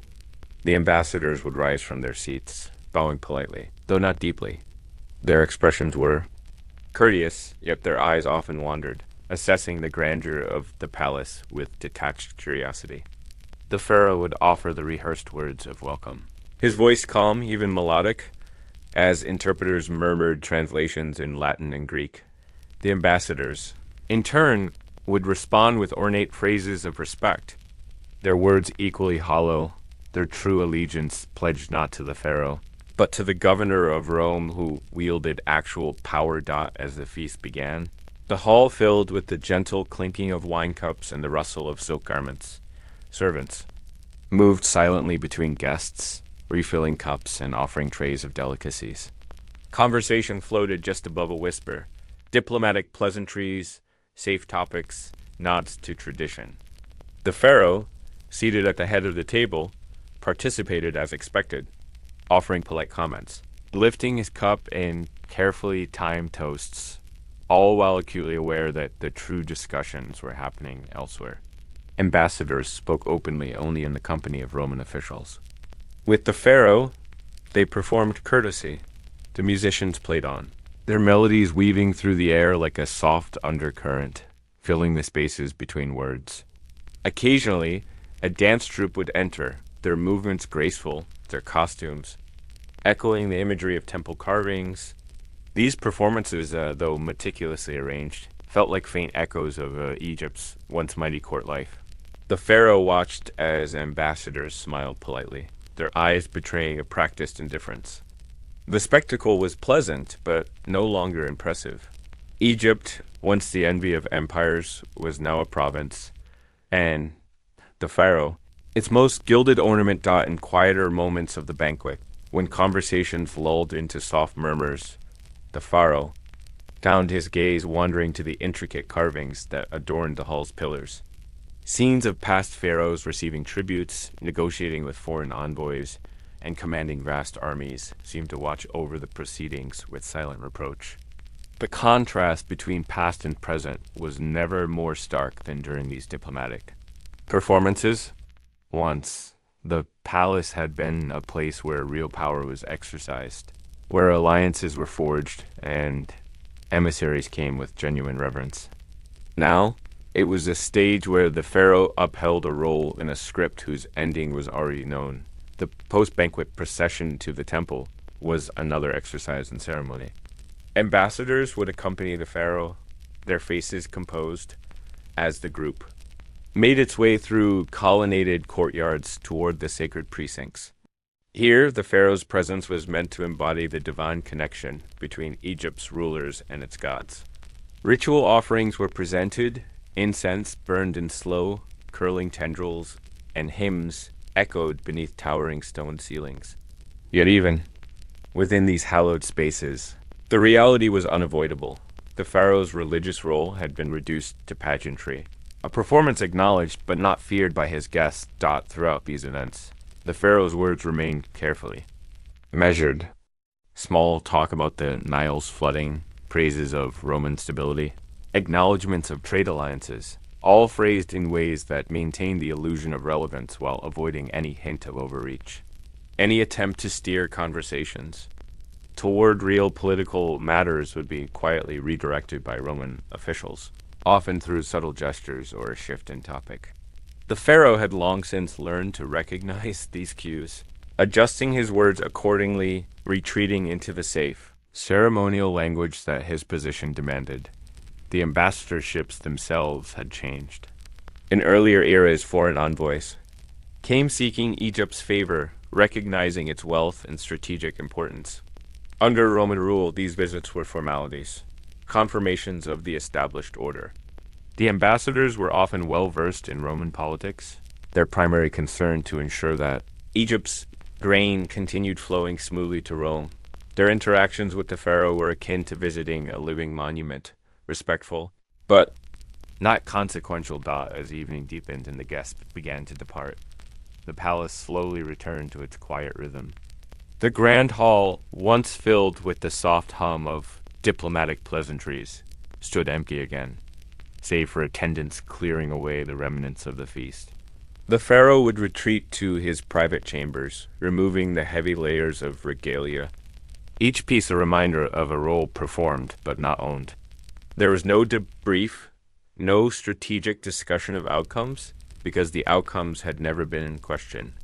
The performance was complete, the illusion maintained, and tomorrow the same stage would await Dot in the solitude of his chambers. The pharaoh often reflected on the peculiarity of his position. He was a host without real influence, a ruler who presided over ceremonies rather than decisions. His palace, his title, his rituals, all preserved with meticulous care, yet all detached from the levers of power that now resided firmly in Roman hands. Yet the role was still vital in its own hollow way. To the people of Egypt, the pharaoh's presence was a symbol of continuity. To Rome, it was a convenient facade. To the ambassadors, it was a pleasant detour, an opportunity to enjoy Egyptian hospitality while conducting their true business elsewhere. And so, diplomacy continued, not as a dynamic exchange of power, but as an endless series of performances, each carefully choreographed, each empty of true negotiation. The pharaoh remained the ever-gracious host, his words polished but powerless, his gestures practiced but ignored. In the grand theater of Roman Egypt, he was both centerpiece and background. A living relic performing a timeless script, one hollow gesture at a time. There was a quiet, persistent weight that the pharaoh carried long before the golden crowns were placed upon his head. It was not the weight of rulership in the traditional sense, not the burden of making sweeping decrees or leading armies into battle, but something far more invisible, yet just as suffocating. It was the weight of expectation. To be born into the royal line in Roman Egypt was to inherit a title steeped in ancient glory, even as the real power that once accompanied it had long since slipped away. From the moment of birth, the life of a pharaoh was set upon a narrow path, paved not with choices, but with obligations, rituals, and the inescapable shadow of dynasties past. In the hush of the royal nursery, beneath painted ceilings depicting celestial boats and protective goddesses, the future pharaoh's life was carefully sculpted. Wet nurses whispered prayers into infant ears. Priests inscribed protective spells. On amulets hung gently over cradles, and tutors stood ready, scrolls in hand, to begin the long education that would teach the child how to appear powerful, even as the true machinery of governance lay far beyond his reach. From those earliest days, the distinction was made clear. While Roman governors ruled, the pharaoh's role was to maintain the image of continuity, to uphold the illusion that the divine lineage of Egypt still guided the land. The expectations were heavy, not in sudden moments of grand decision, but in the relentless, unchanging routines that consumed daily life. The pharaoh was expected to embody Mat, the cosmic order, through perfect decorum, flawless rituals, and unerring adherence to ancient customs. Every gesture, every word, every article of clothing was scrutinized through the lens of tradition, and yet none of it translated into real power. The Roman governor could override any decision, command any resource, and shift policies with a mere glance. The pharaoh, however, had to request permission for even the simplest acts of statecraft. His hands forever tied by the unseen yet omnipresent hand of Rome. Family legacies loomed large within the palace walls. The stories of past pharaohs mighty, builders, conquerors, divine intermediaries were recited with reverence, cast down like sacred heirlooms. Yet for the Roman era pharaoh, these tales became a quiet torment. They were constant reminders of a past that could no longer be reclaimed. In formal gatherings, elder relatives would recount the achievements of ancestors, their voices tinged with a wistful pride. The young pharaoh would listen, nodding in dutiful respect, even as he felt the sting of comparison. He was expected to uphold the dignity of these forebears, yet forbidden from wielding the authority they once commanded. The court itself was an environment of subtle suffocation. Advisors, many of whom were more attuned to Roman interests than Egyptian tradition, surrounded the pharaoh with a web of cautious counsel. Decisions were filtered, suggestions framed delicately to align with the preferences of the Roman administration. The pharaoh, born into a lineage of rulers, found himself relegated to the role of ceremonial arbiter, his true thoughts often left unspoken, his ambitions carefully boxed within the acceptable boundaries of Roman oversight. Publicly, the facade had to remain unbroken. Festivals, processions, and temple ceremonies required the pharaoh to stand tall, adorned in centuries-old symbols of authority, projecting an image of God kingship. The people still looked to him as a symbol of Egypt's endurance. Yet beneath the layers of gold and the echoes of chants, the pharaoh carried the quiet knowledge that his presence was symbolic, not sovereign. The real decisions, the allocation of grain, the management of trade, the enforcement of laws flowed through Roman hands. The pharaoh's role was to nod, to bless, to perform. Even within the private sphere, birthright was an ever-present. Wait, family expectations extended into marriage alliances, religious observances, and the grooming of heirs who would inherit not power, but the same ceremonial obligations. The cycle was relentless. Sons and daughters were raised with the understanding that their destinies were pre-written. Their futures a continuation of an ancient role, now reduced to ritualistic endurance. There were no grand ambitions to chase, no reforms to dream of.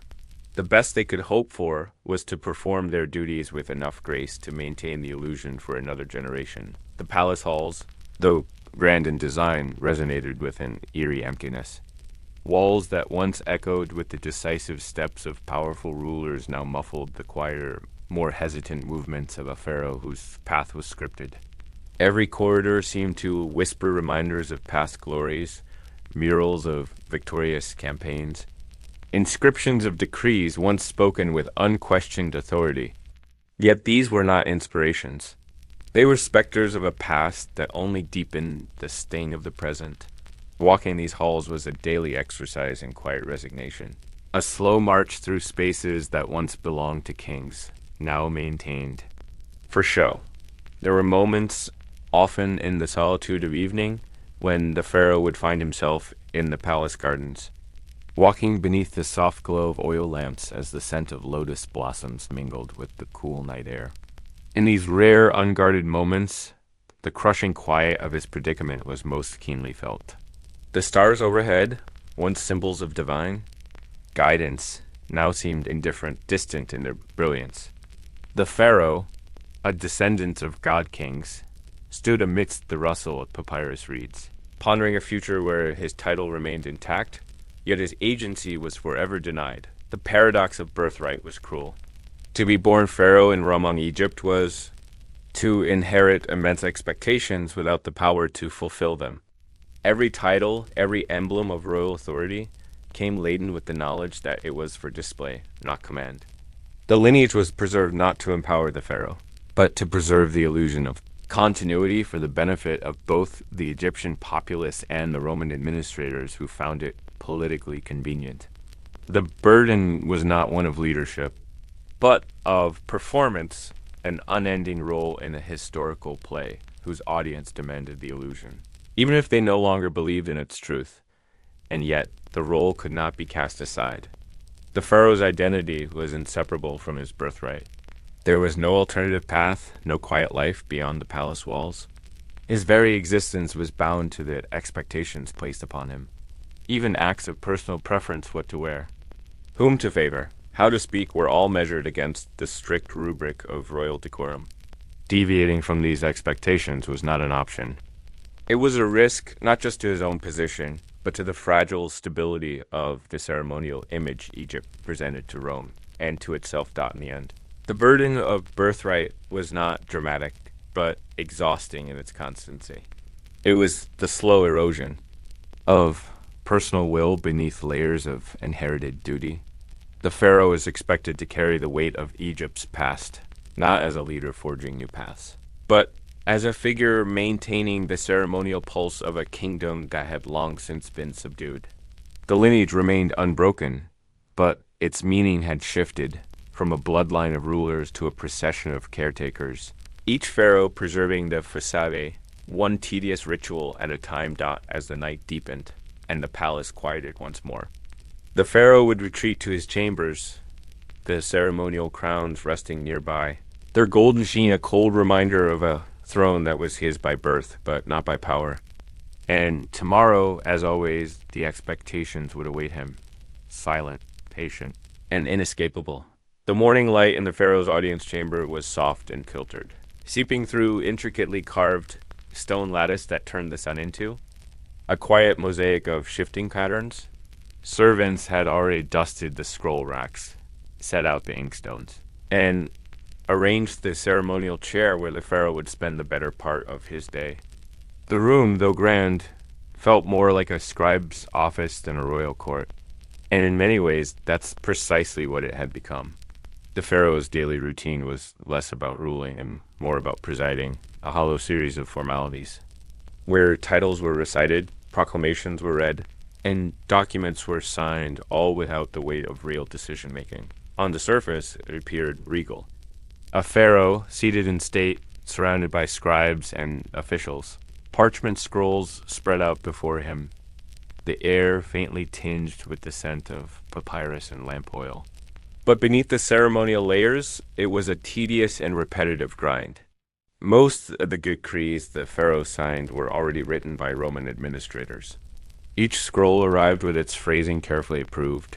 Each tax edict polished to match the expectations of the Roman governor.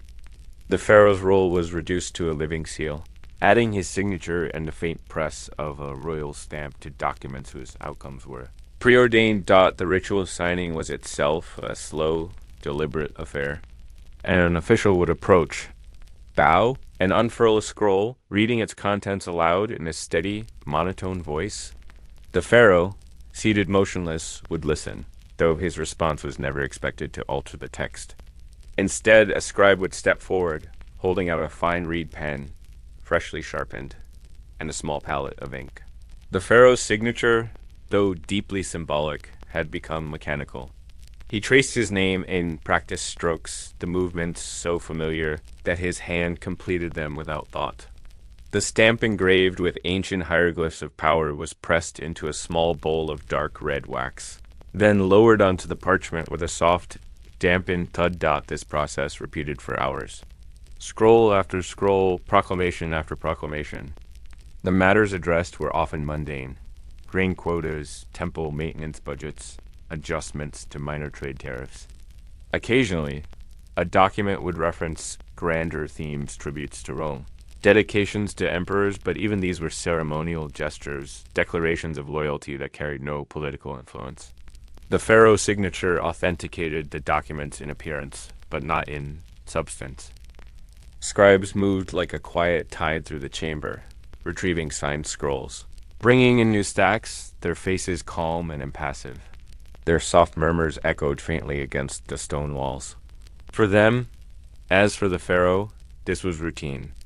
The governance of Egypt was managed elsewhere, in the bustling offices of Roman administrators whose decisions only needed the pharaoh's ceremonial blessing to pass into formal law. The pharaoh's presence gave these decisions a veneer of legitimacy, a continuation of ancient tradition that soothed local sentiment, even as actual power had shifted away long ago. And so, the pharaoh sat, hour upon hour, enacting the role of a sovereign while functionally serving as a glorified clerk. The grandeur of his surroundings, a gilded chair, towering columns, murals of victories long past, could not mask the simple, repetitive nature of his duties. There were no councils of war, no high-stakes diplomatic negotiations. His days were filled with reading proclamations that required no input, only his time, his signature, and his unchanging composure. In moments of pause, when the scribes reshuffled scrolls or prepared a new batch of wax, the pharaoh would glance around the hall. The walls depicted pharaohs of old, leading armies, offering tributes to gods, receiving foreign emissaries. These images were vivid and triumphant, yet here he sat, the living bearer of those titles, reduced to administrative rituals. His ancestors had ruled by decree.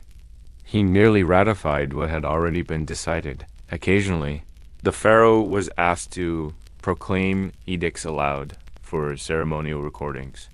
A priest would intone the opening phrases, invoking the gods and the pharaoh's divine lineage before. The pharaoh himself would stand, reading the declaration in a clear, rehearsed tone. The words echoed in the hall, their gravity intact in sound, but hollow in reality.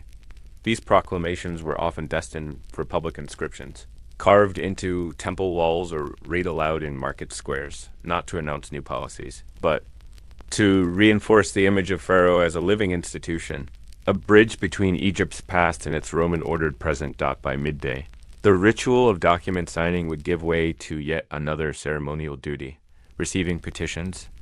Local nobles, temple officials, and occasionally merchants would be ushered in, presenting their cases with elaborate bows and florid speech. Yet, much like the morning scrolls, these petitions had been carefully vetted in. Only matters already resolved or those deemed politically safe ever reached the pharaoh's ears. He would listen, nod, and offer words of royal favor, but the outcomes had been decided by Raman councils long before these audiences were staged. Despite the facade of consultation, the pharaoh's involvement was purely procedural. His expressions of approval or concern were expected, but not impactful. He was the symbol of continuity, the ceremonial arbiter whose role was to embody Egypt's ancient structures of governance, even as real authority bypassed him entirely. The ritual was necessary for appearances, to assure the populace that Egypt was still governed under the watchful eye of its pharaoh, even if everyone involved knew otherwise. Afternoons blurred into a slow rhythm of dictated responses and ceremonial approvals. The pharaoh's role as the living god king had been meticulously preserved in form, but hollowed out in practice. He had no army to command, no treasury to manage. His days were absorbed by the formalities of kingship, each duty designed to occupy time rather than wield power. The grandeur of his title masked a life spent stamping wax seals onto decisions, already finalized elsewhere, in rare.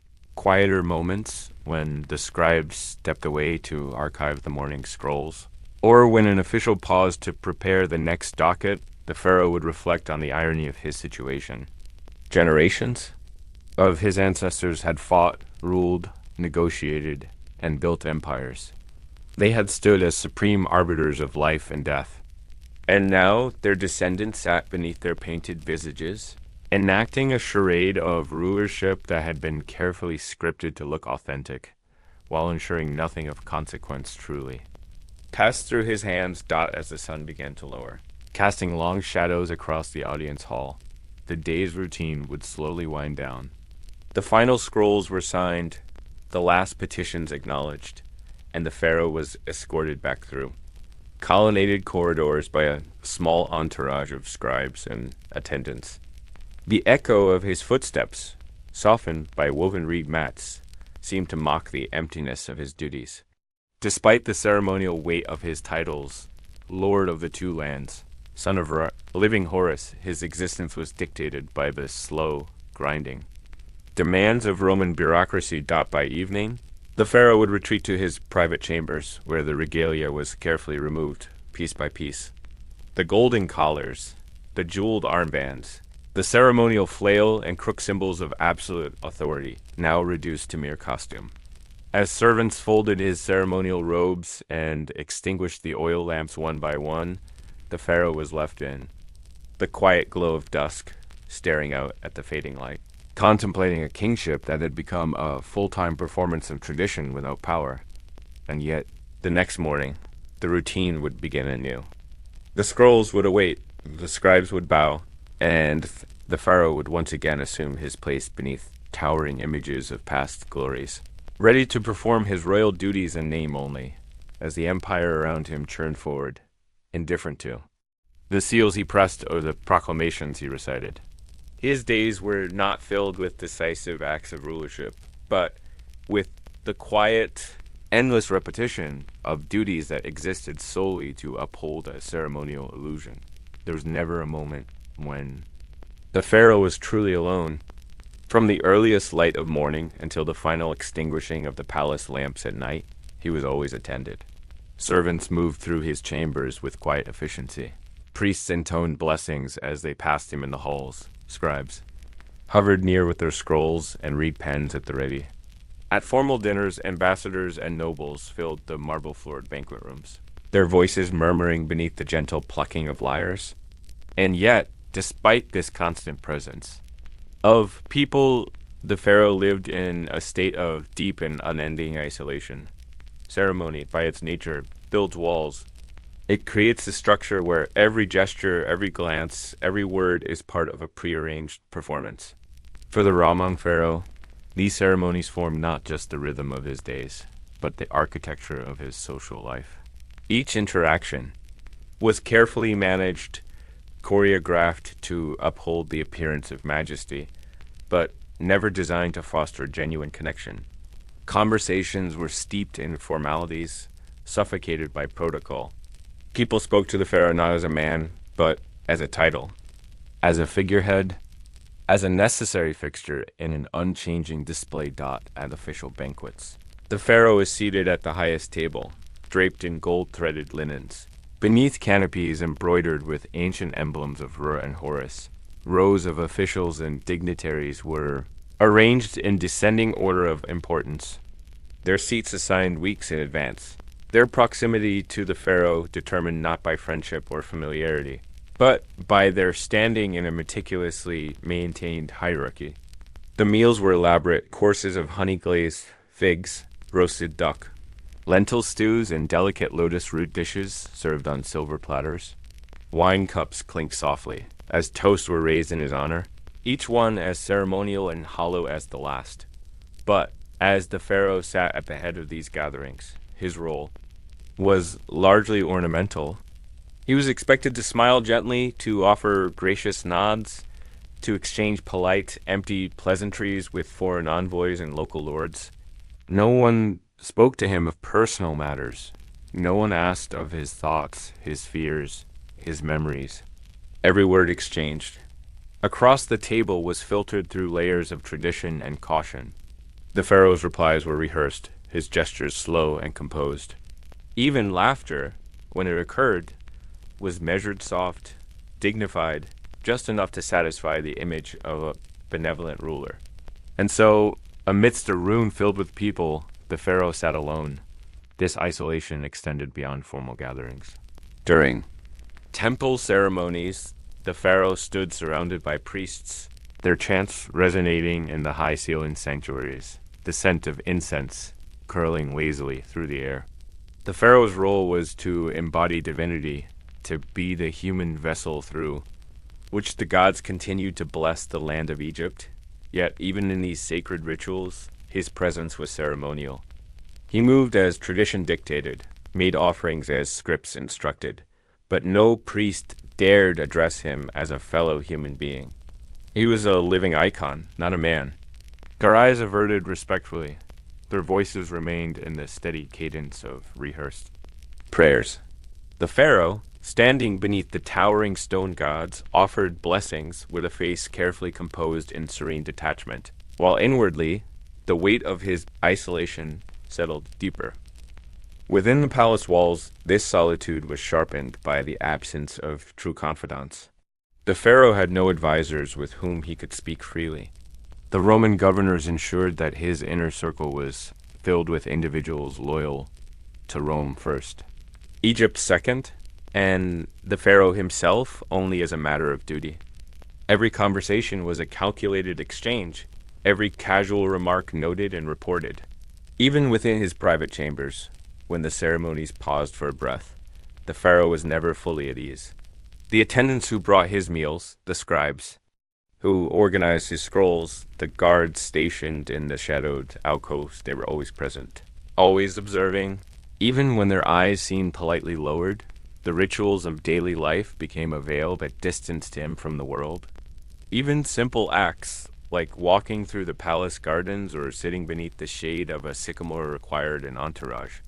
Servants would lay down woven mats, guards would discreetly position themselves nearby, and officials might appear, scrolls in hand, ready to happen upon the pharaoh for yet another ceremonial reading. The layers of formality made genuine human connection nearly impossible. In every encounter, the pharaoh was his majesty, not a person with desires, frustrations, or private thoughts. There were moments when the pharaoh might catch a glimpse of unfiltered life. Through the latticed windows of the palace, he could observe the courtyards where artisans worked, where palace servants exchanged quiet jokes, where visiting merchants bartered with scribes. These scenes, though modest, were filled with an ease of interaction that the pharaoh himself could never experience. He watched, detached, as laughter echoed across sunlit stone, as hands gestured freely without the weight of protocol. And in these fleeting observations, the depth of his own isolation became most apparent at night. The palace grew quieter, but the loneliness did not retreat. After the formal dinners, after the ceremonial blessings, after the scribes had presented the final scrolls of the day, the pharaoh would retreat to his private chambers. These rooms, though spacious and adorned with fine linens and precious artifacts, were not a sanctuary. They were simply the innermost layer of his ceremonial existence. Even here, attendants remained nearby, sleeping lightly in adjoining quarters, ready to respond should the pharaoh require anything. But what he needed, true conversation, unguarded companionship, was beyond their ability to provide. The pharaoh's lineage was often recounted in public ceremonies, a proud recitation of ancestors who had ruled with unquestioned authority. Yet within the quiet confines of his chambers, these ancestral echoes felt more like burdens than honors. The murals on his walls, depicting pharaohs and chariots, Pharaohs receiving tribute from distant lands seemed less like inspiring legacies and more like unreachable memories. He was surrounded by the imagery of power, but lived in the reality of ceremonial isolation. On rare evenings, the pharaoh would sit beside a small brazier, watching the embers glow softly as he listened to the faint hum of scribes still working. Deep within the palace, their voices droning through lists of names and accounts were a distant murmur, a quiet soundtrack to his solitude. He might trace his fingers along the carved patterns of his armrest, the cool stone beneath his touch, grounding him in a space that was both opulent and hollow. The day's ceremonies would replay in his mind, the formalities, the rehearsed dialogues, the endless nods and smiles. Every act had been performed flawlessly, every expectation met, yet the pharaoh felt no satisfaction. Only the quiet ache of isolation, deepened by the knowledge that tomorrow would unfold in precisely the same manner. This was the paradox of his existence, to be endlessly surrounded, yet fundamentally alone. The palace bustled with attendants, the banquet halls filled with guests, the temples echoed with priestly chants. But none of these presences reached past the ceremonial mask he wore. The pharaoh was at once the most visible person in Egypt, and the most isolated. His life was a continuous act of presentation, a sequence of carefully controlled interactions designed to sustain an image, while slowly eroding the human connection beneath it got and so, amidst the marble halls and golden tapestries beneath the towering columns and intricate murals. The pharaoh lived in a world where ceremony wove a cocoon of isolation around him. His title placed him above the common world, but in doing so, it removed him from its warmth, its spontaneity, and its simple, honest companionship. Each day ended as it began, with the pharaoh seated beneath a ceiling of painted stars, surrounded by the hum of distant voices, performing his role to perfection, while dwelling in the silent, heavy solitude that came with it. And tomorrow, the process would begin again. The ceremonies would resume, the faces would return, the smiles would be worn, and the loneliness, wrapped in gold and tradition, would persist, quietly, endlessly. The pharaoh was often called the Lord of the Two Lands, the living Horus, the embodiment of divine order on earth.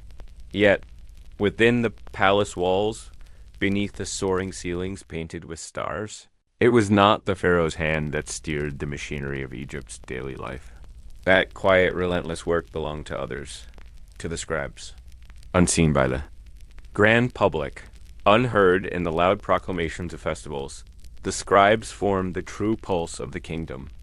They were the steady, ink-stained hands that controlled the flow of governance, line by line, scroll by scroll dot in the corridors of administration.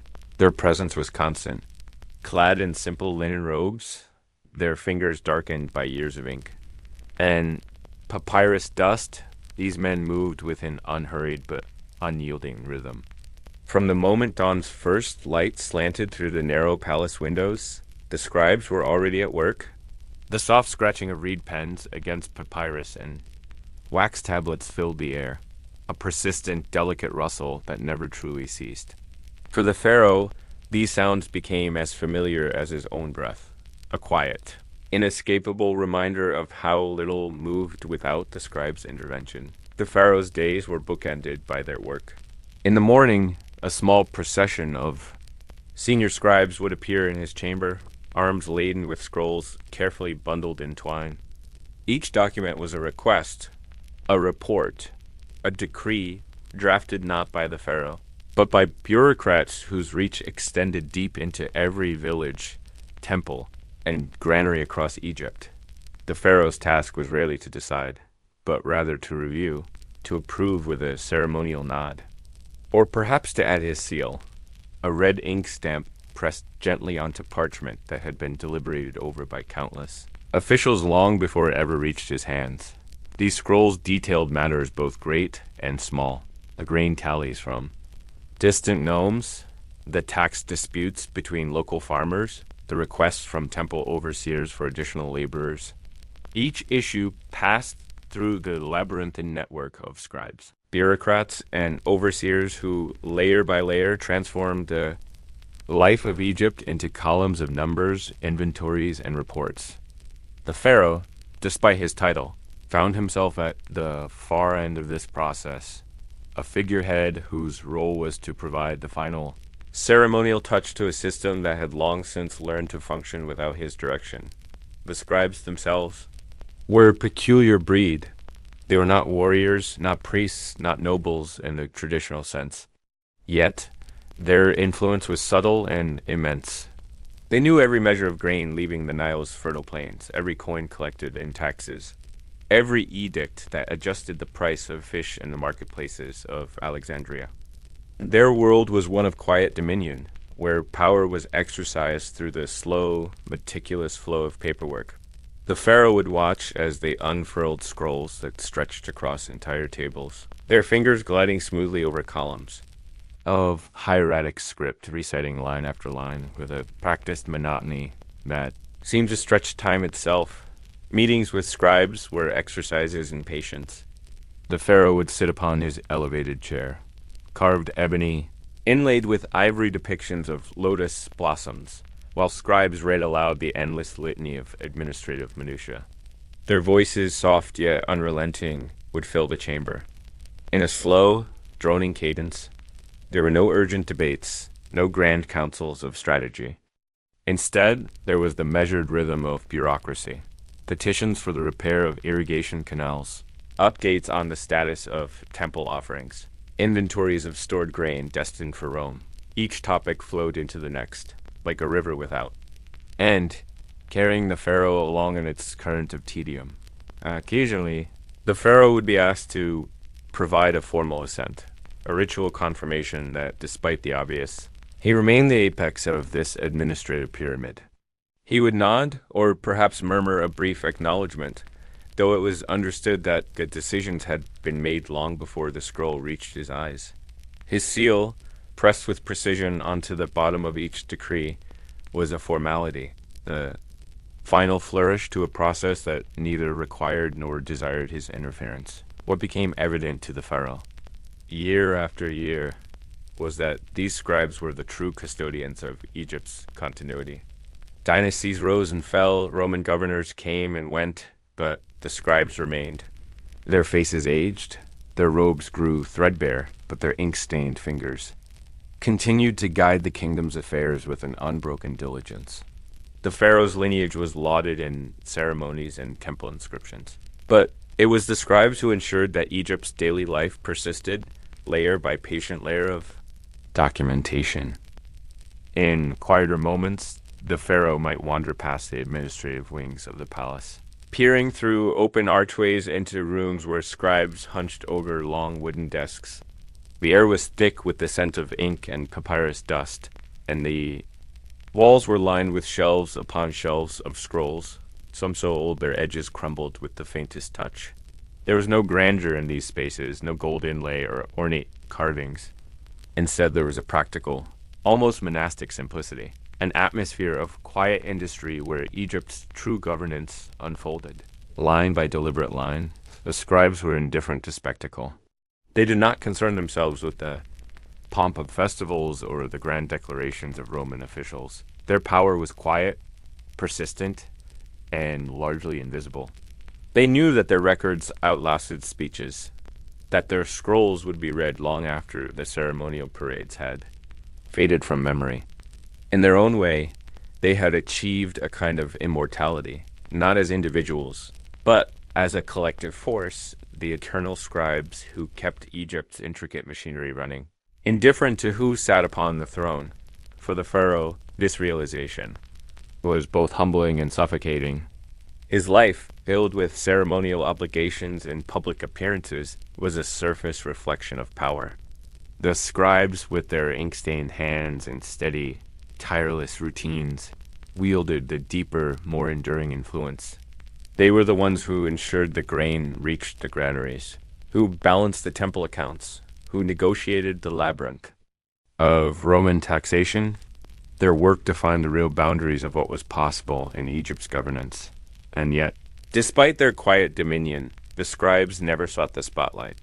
Their influence was exercised in margins and footnotes, in the careful phrasing of decrees, in the subtle shifting of numbers that adjusted the flow of resources without fanfare. They did not need crowns or ceremonial collars. Their power was ink, their domain was paper, and in that, they were untouchable, got in many ways. The pharaoh came to view the scribes not as subordinates, but as the unseen framework upon which his own ceremonial image rested. Without them, the grand festivals would lack their meticulous planning. The processions would falter without the scribes' detailed schedules. The temples would find their storerooms empty. His public image was only as stable as the scribes. Private work behind the scenes dot as evening approached and the palace began to dim beneath the soft glow of oil lamps. The scribes continued their quiet labor. Their voices, reading aloud inventory lists and tax reports, became a gentle drone that echoed through the stone corridors.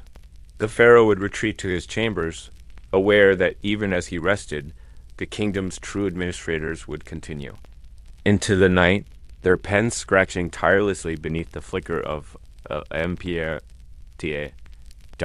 It was a strange legacy for a ruler who bore the title of Pharaoh, to be at the heart of a kingdom, yet not its helm, to watch day after day as the flow of Egypt's governance was shaped not by royal command, but by the ceaseless diligence of ink-stained bureaucrats.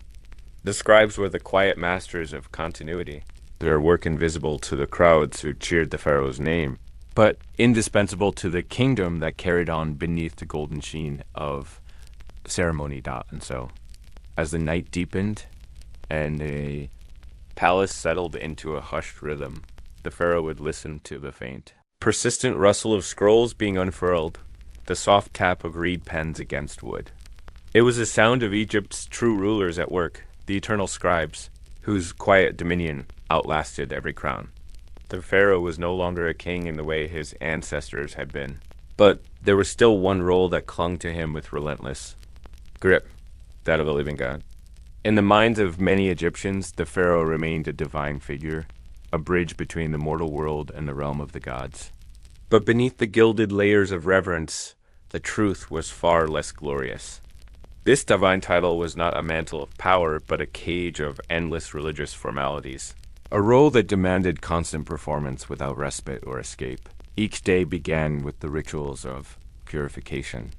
Before the sun had fully risen, before the pharaoh's public duties commenced, he was summoned to the temple precincts for the first of many ceremonial washings.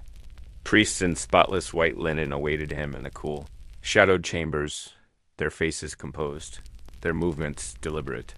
The pharaoh would stand silently as attendants poured cool water over his hands and feet, the splashes echoing softly against stone. It was not a ritual designed for reflection or spiritual renewal. It was a mechanical duty, an obligation repeated day after day, more for the sake of appearances than any divine communion. The temples were vast, labyrinthine spaces, their towering columns carved with the triumphs of pharaohs past, those who had marched into battle, commanded armies, built monuments. For the current pharaoh, however, these walls seemed to whisper of a past that no longer belonged to him. His role within these sacred halls was no longer to issue commands or oversee the offerings, but to serve as a ceremonial figurehead, enacting rituals whose meanings had been diluted by repetition and necessity. Processions were a constant presence in the pharaoh's life. There were festivals honoring Osiris, rites dedicated to Hathor, and countless ceremonies marking the cycles of the Nile. For each, the pharaoh was expected to don the appropriate regalia, a heavy crown, layered collars, ceremonial scepters.